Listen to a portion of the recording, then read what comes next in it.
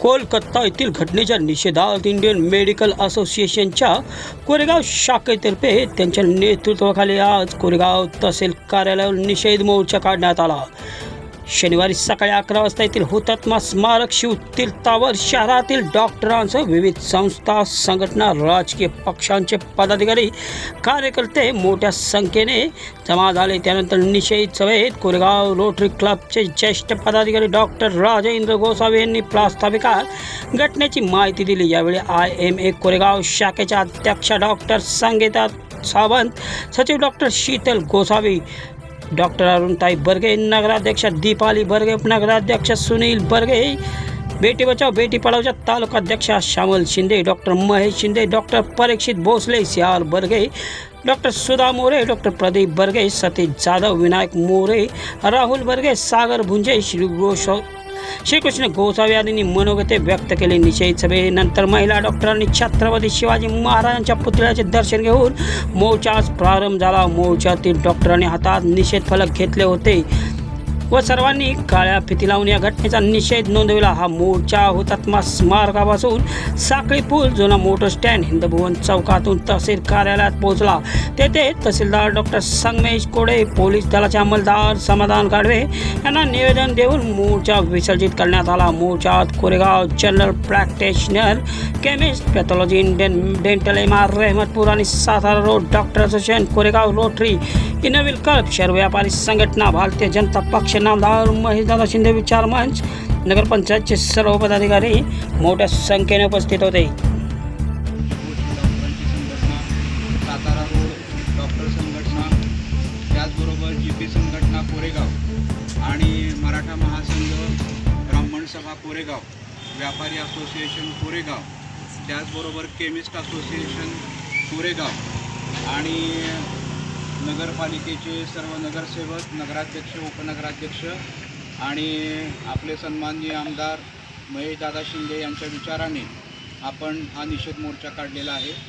त्याचं कारण बऱ्यापैकी सगळ्यांना माहिती आहे, तरीसुद्धा उद्धृत करू इच्छितो की त्याच्यामध्ये मुख्यतः कलकत्ता येथे एका महिला डॉक्टरवरती बलात्कार करून तिचा खून करण्यात आला आणि हा खून पचवण्यासाठी 3 ते 4 हजार जणांचा जमाव हातामध्ये काठ्या, दगडं घेऊन त्याचे पुरावे आहेत ते नष्ट करण्यासाठी हॉस्पिटलवरती चाल करून गेला। म्हणजे याप्रमाणे कलकत्त्यामध्ये स्थिती आहे की ज्यांनी क्रांतिकारक घडवले, ज्यांनी देशासाठी बलिदान केलं, तेच लोक आता देशाच्या मुळावर उठलेले आहेत। याचा कुठंतरी निषेध केला पाहिजे आणि याच्यामध्ये त्यांच्यामध्ये कुठली ममता राहिलेली नाही आहे आणि ह्या ममता न राहिल्यामुळं महिलांच्यावरचे अत्याचार हे वाढत चाललेले आहेत आणि याचा निषेध म्हणून आपण हा मोर्चा नेत आहोत। हा मोर्चाची सुरुवात प्रथमतः आपण शिवाजी महाराजांच्या पुतळ्याला अभिवादन करून या ठिकाणी आपण सुरुवात करणार आहोत आणि इथून हा मोर्चा साखळी पूल मार्गे तहसीलदार ऑफिस कोरेगाव या ठिकाणी त्यांना निवेदन देऊन विसर्जित केला जाणार आहे। आपण या ठिकाणी मोठ्या बहुसंख्येनं उपस्थित राहिलेले आहात, त्याबद्दल मी प्रथमतः आपल्या सर्वांचे मनापासून आभार मानतो। जास्त आपला वेळ न घेता मी आमच्या कोरेगावच्या अध्यक्ष, IMA अध्यक्ष डॉक्टर संगीता सावंत मॅडम यांना विनंती करतो की त्यांनी आपलं मार्गदर्शन कर 4 शब्द सांगावे। धन्यवाद। नमस्ते। आज Koregaon Indian medical association Koregaon शाखेतर्फे जो कलकत्ता इथे RG राय मेडिकल कॉलेजमध्ये एक PG करणाऱ्या दुसऱ्या वर्षाच्या MD चेस्ट या ब्रांचमध्ये करणाऱ्या युवतीवरती बलात्कार करून तिची निर्गुण हत्या करण्यात आली, याच्या निषेधार्थ आपण हा आयोजित केले। या निषेध मोर्चात आपण सर्वजण सहभागी झाला। विशेषतः म्हणजे कोरेगाव नगरपालिका, ब्राह्मण संघटना, मराठा महासंघ, chemist association, general practitioner association यांनी सर्वांनी आपण इथं उपस्थितीत लावून या मोर्चाला आम्हाला पाठिंबा दिला, त्याबद्दल मी तुम्हाला सर्वांचे आभार मानते। आज ही जी घटना घडली तर आपल्याला वाटत असेल की ही मुलगी रात्री 12 वाजता पबमधून छोटे कपडे घालून, लिपस्टिक लावून फिरत असेल म्हणून तिच्यावरती ह्या लोकांनी बलात्कार करून तिची निर्गुण हत्या केली. पण एक सांगावंसं वाटतं की ह्या मुलीनं आर.जी. राय जे कलकत्त्याचं मेडिकल कॉलेज आहे ते अतिशय प्रसिद्ध मेडिकल कॉलेज आहे. तिथं ॲडमिशन मिळवण्यासाठी आपलं ऑल इंडिया रँकिंग कमीत कमी पहिल्या 500मध्ये यावं लागतं. तर ह्या मुलीने किमान 3 वेळा नीट PGची ही परीक्षा देऊन तिसऱ्या वेळेला ती त्या कॅलिबरला झाली आणि तिथे तिने MD चेस्ट या हॉस्पिटलला MD चेस्ट या ब्रांचला ॲडमिशन घेतली. पण नियतीचा खेळ काही वेगळाच होता.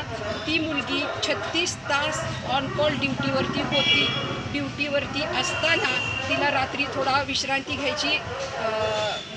घ्यायची होती. पण अख्खं हॉस्पिटल वॉर्ड स्टाफ रूम सगळं फुल होतं.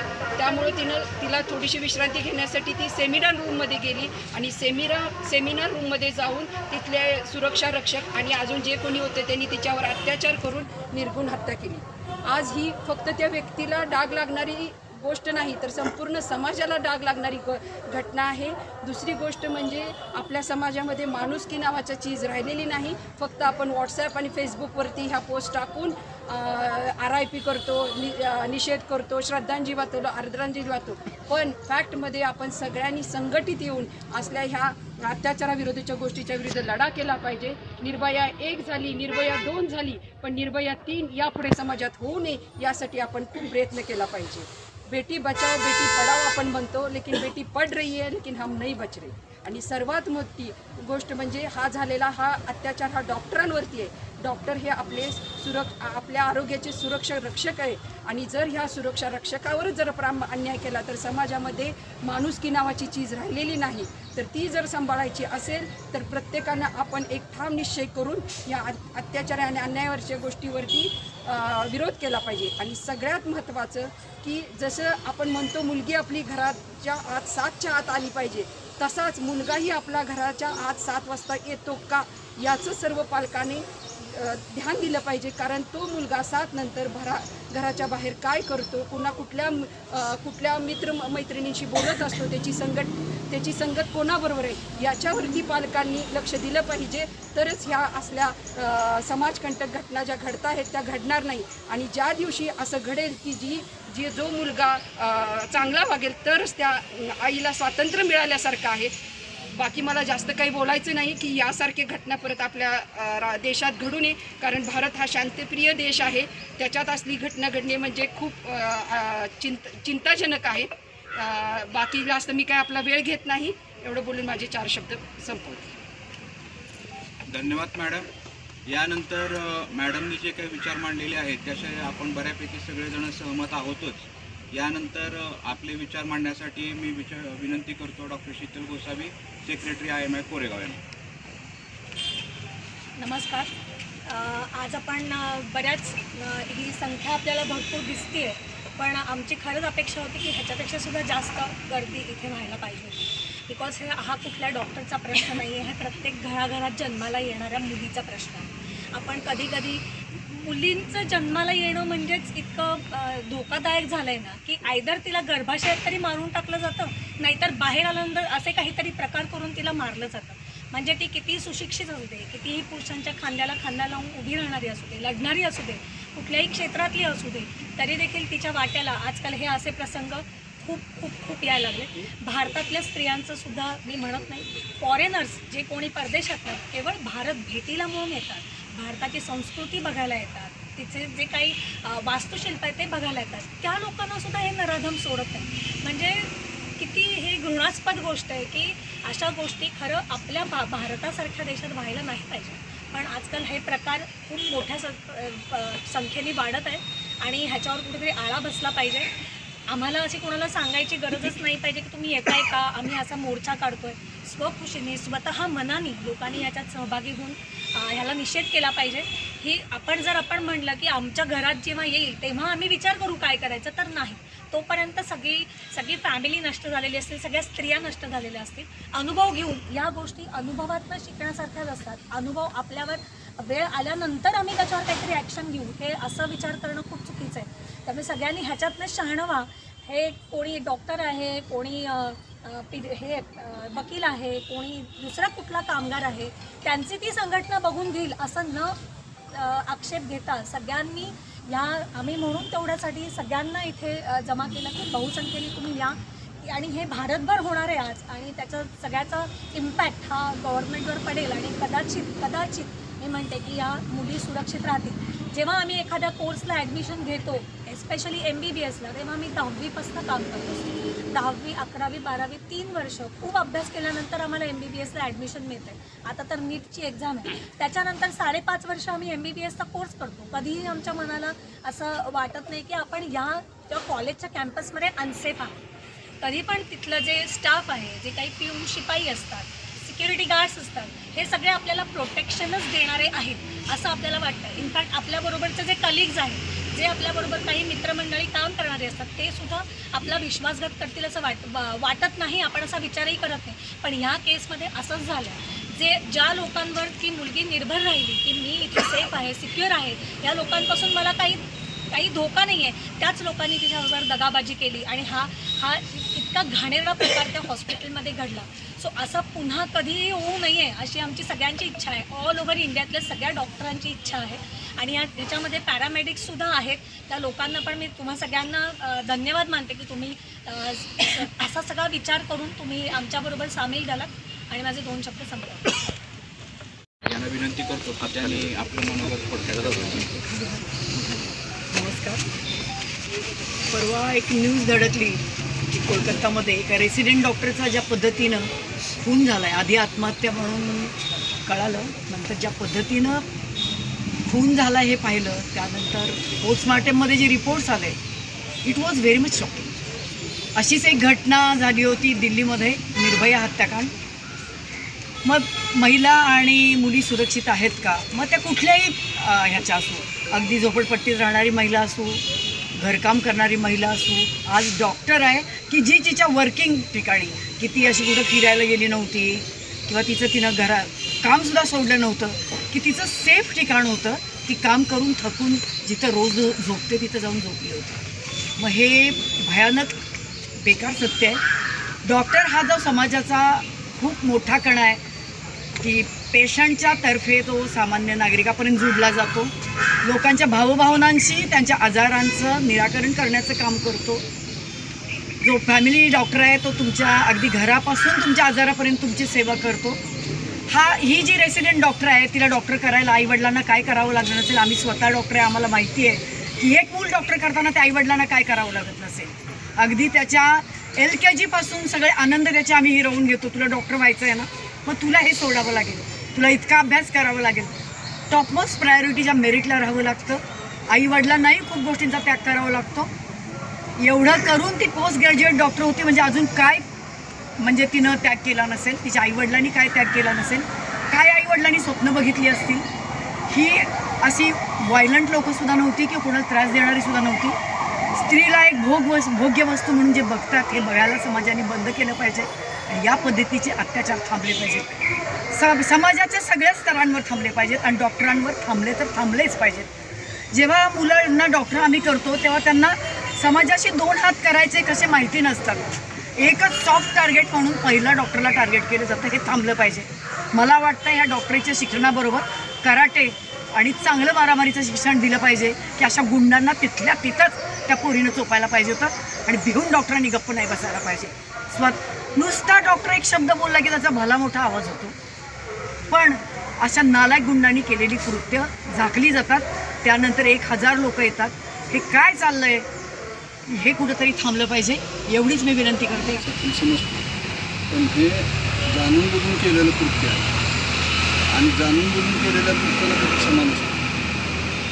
चुकून झालेल्या गोष्टीला क्षमा असते, जाणून बुजून झालेल्या गोष्टी क्षमा झाली तर दुर्दैवानं त्याचा परत प्रपोगंडा जात. त्यामुळे माझ्या मते त्याला कठोरला कक्षा होऊन आपण सर्व समाजातल्या नागरिकांना समाजात कशा पद्धतीनं चालू आहे, काय गोष्टी आहेत त्या बघून त्या पद्धतीनं समाज कसा सुधरेल, समाजाचं आरोग्य कसं सुधरेल, समाजाची मानसिकता कशी सुधरेल हे बघणंही गरजेचं आहे असं आता वाटावं लागलेलं आहे. आणि त्या दृष्टीनं समाजाच्या जागरूकता वाढवण्यासाठी सुद्धा काहीतरी प्रयत्न करणे, त्याच्यासाठी एक कृती कार्यक्रम आपण आखूया पुढं आणि त्याची जनजागृती करूया असं मला वाटतं. एवढे बोलून त्यासाठी कोरेगाव शहरा तालुक्यातील सर्व संघटना, त्याचप्रमाणे ब्राह्मण महासंघ आहे, आमची केमिस्ट असोसिएशन, कोरेगाव नगरपंचायतीतील सर्व सदस्य, त्याचबरोबर संघारी संघासह सर्वांनी जो निषेध मोर्चा आयोजित केलेला आहे, त्या मोर्चामध्ये कोरेगाव तालुका केमिस्ट संघटना असोसिएशन आणि सातारा जिल्हा केमिस्ट संघटना असोसिएशनच्या वतीनं आम्ही सहभागी झालेलो आहोत. तसेच सर्व वैद्यकीय प्रतिनिधींनी जो बंद पुकारलेला आहे 24 तासाचा, त्याला आम्ही पाठिंबा देत आहोत. धन्यवाद. कृत अशी घटना आहे. खरं तर बलात्कार होतो, त्या महिला डॉक्टर आहेत त्यांच्यावर अत्याचार केलेला आणि नंतर त्याच्या केलेली खूप निय घटना आणि एक डॉक्टरांचा सर्व संघटना, त्यांचे प्रतिनिधी आणि हे समाजातल्या ज्या विविध संघटना इथे एकत्र आलेल्या आहेत, त्यांनी त्यांचा विरोध दर्शवणं खूप गरजेचं होतं. कारण सिस्टीम किती निर्ढावलेली आहे हे आपल्याला माहिती आहे.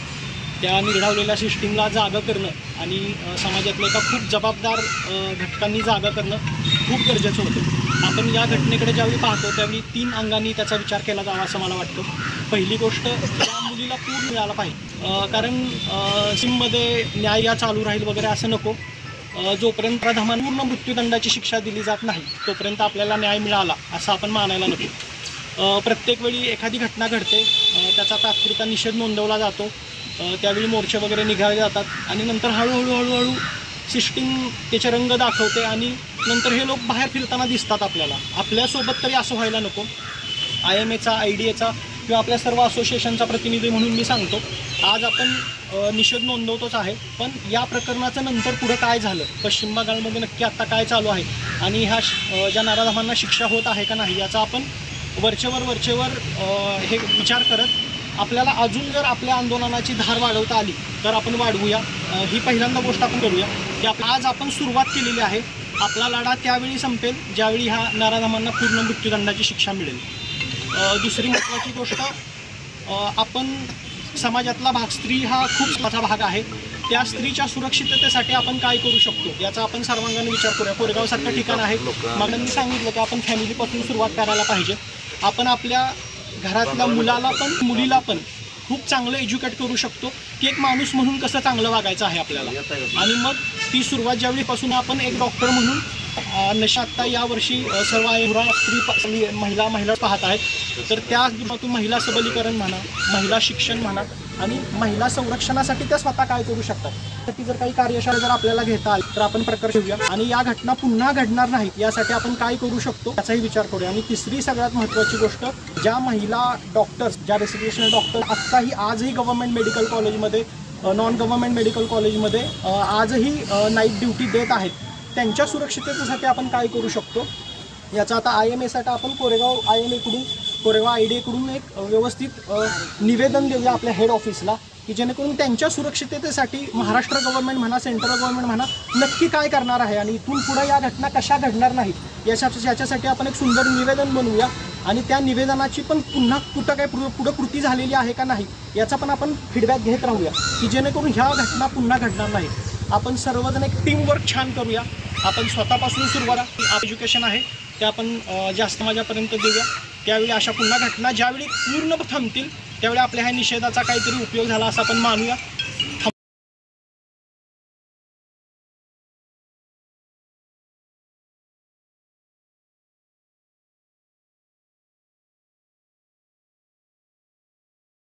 अर्थानं पूर्ण तालुका या ठिकाणी असं म्हणायला हरकत नाही. समाजाशी आता जवळीक साधणारी ही सगळी मंडळी आहेत आणि सगळ्यांची काळजी घेणारी मंडळी आहेत. आत्मीयतेनं हृदयापासून एखाद्या गोष्टीमध्ये जीव ओतणारी मंडळी आहेत आणि निश्चिततेनं हा आपण त्या ज्या मुलीसाठी निषेध मोर्चा या ठिकाणी आयोजित केलेला आहे तो थोड्या प्रमाणात का होईना पण निश्चिततेनं यशस्वी झाला असं म्हणायला हरकत नाही. नुसती आदरांजली होऊन मोर्चा काढून ह्या सगळ्या मंडळींनी जे मार्गदर्शन केलं त्याप्रमाणे अर्थानं कारवाईचा सुद्धा फॉलोअप निदान या सर्व कोरेगावच्या वैद्यकीय संघटनेनं घ्यावा आणि वेळोवेळी त्याची समाजाला कल्पना द्यावी म्हणजे त्यात नेमकेपणा राहील आणि निश्चिततेनं कठोर अशा प्रकारची शिक्षा त्या नराधमाला व्हावी अशा प्रकारची एक नम्र प्रार्थना परमेश्वरचरणी मी करतो. आणि महत्त्वाची गोष्ट म्हणजे या ठिकाणी ब्राह्मण संघ, कोरेगावचे सगळे नागरिक, कोरेगावमध्ये असणारे प्रत्येक, थोडक्यात मी तुम्हाला सांगितलं की समाजाचं प्रतिनिधित्व करणारे सर्व घटक या ठिकाणी आलेत. या सर्वांचा या वैद्यकीय संघटनेच्या अत्यंत स्तुत्य अशा या उपक्रमाला आमचा पाठिंबा आहे.